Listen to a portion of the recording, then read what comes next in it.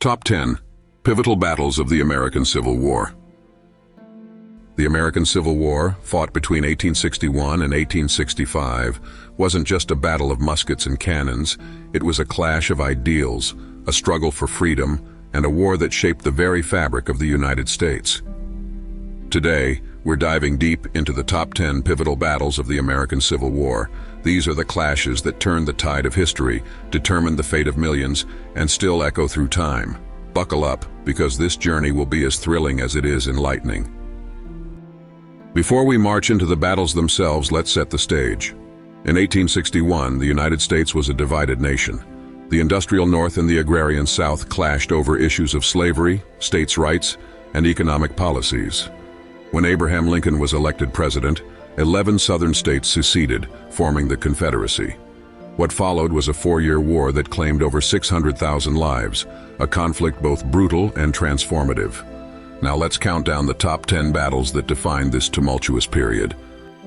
We begin with the very first battle, the Battle of Fort Sumter. In April 1861, Confederate forces in South Carolina fired upon the Union garrison at Fort Sumter, marking the official start of the Civil War. Imagine being a Union soldier stationed there, surrounded, outgunned, and under constant bombardment. After 34 hours, the Union surrendered the fort. While there were no casualties, this battle lit the fuse for the bloodiest conflict in American history. Think of it as the opening move in a deadly chess match, one that would draw millions into its grip. Next up, the First Battle of Bull Run, or Manassas as the South called it. This was the first major land battle of the war, fought just outside Washington, D.C. Picture civilians in carriages armed with picnic baskets coming to watch the spectacle. Little did they know they were about to witness chaos. When Confederate forces counterattacked, Union troops panicked, retreating in disarray. This battle shattered the North's illusion of a quick victory and set the tone for the long, grueling war ahead. The hero of the day, Confederate General Stonewall Jackson, whose steadfast defense earned him his legendary nickname. Moving west, the Battle of Shiloh in Tennessee proved the war would be bloodier than anyone imagined. Over 2 days, Union General Ulysses S. Grant and Confederate General Albert Sidney Johnston clashed in a brutal fight near the Tennessee River. The first day was a Confederate surprise attack. Imagine the sheer terror of Union soldiers waking to the sound of musket fire and screams. By the second day, Grant counterattacked, forcing the Confederates to retreat. Shiloh saw over 23,000 casualties, shocking both sides and making one thing clear: this war would demand an unimaginable toll. Coming in at number 7, the Battle of Antietam was the bloodiest single day in American history. Over 22,000 soldiers were killed, wounded, or missing in just 12 hours. Fought in Maryland, it marked the first Confederate invasion of the North. Union forces managed to halt General Robert E. Lee's advance, giving President Lincoln the victory he needed to issue the Emancipation Proclamation. Antietam wasn't just a battle, it was a turning point that shifted the war's purpose. No longer just about preserving the Union, it became a fight to end slavery. Fredericksburg was a nightmare for the Union.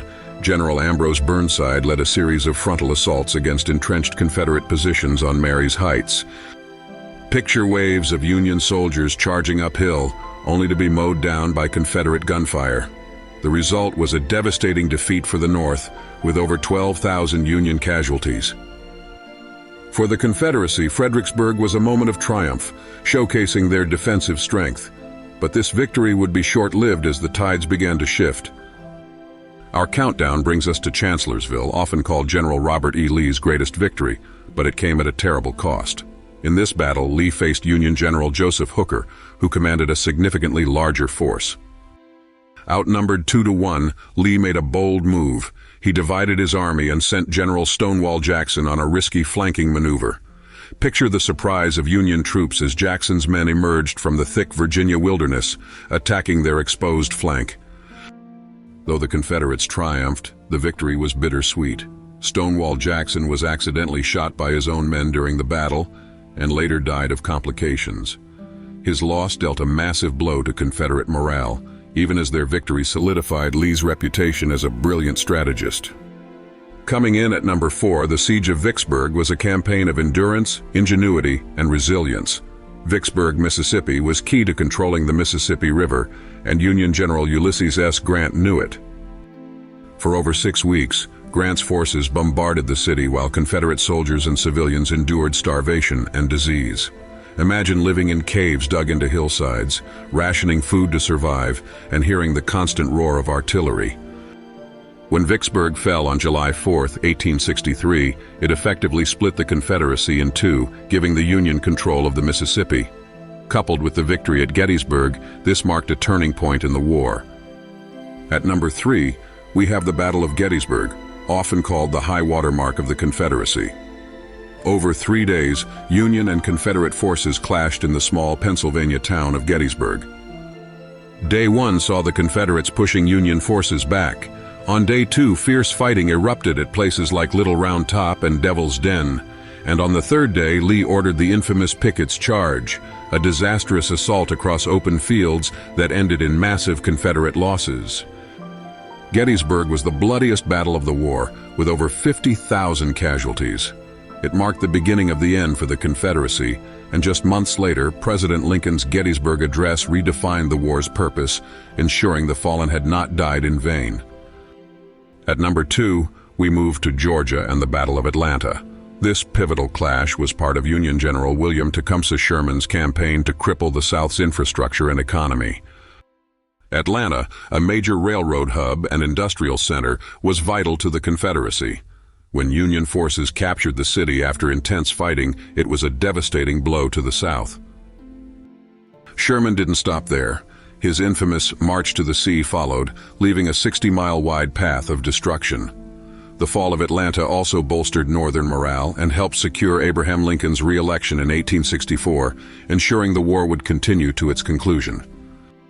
And finally, at number 1, we reach the Battle of Appomattox Courthouse. This wasn't the largest or bloodiest battle, but it was the most symbolic. After a series of defeats and dwindling supplies, General Robert E. Lee's Army of Northern Virginia was surrounded by Union forces. On April 9, 1865, Lee met with General Grant to surrender. The scene was surprisingly cordial. Grant allowed Confederate soldiers to return home with their horses and personal belongings, setting a tone of reconciliation rather than revenge. This surrender effectively marked the end of the Civil War. While scattered fighting continued, the Confederacy's hopes were extinguished. Appomattox wasn't just the end of a war, it was the beginning of healing for a fractured nation. The battles we've explored today are more than just chapters in history. They're stories of sacrifice, strategy, and resilience. They remind us of the immense cost of war and the enduring hope for peace. As we walk through the fields of Gettysburg or the ruins of Atlanta, we're reminded that history isn't a distant memory. It's alive in every stone and every story. Thank you for joining us on this journey. Don't forget to like, subscribe, and share this video to keep these stories alive. Until next time, remember, history shapes us, but it's up to us to shape the future.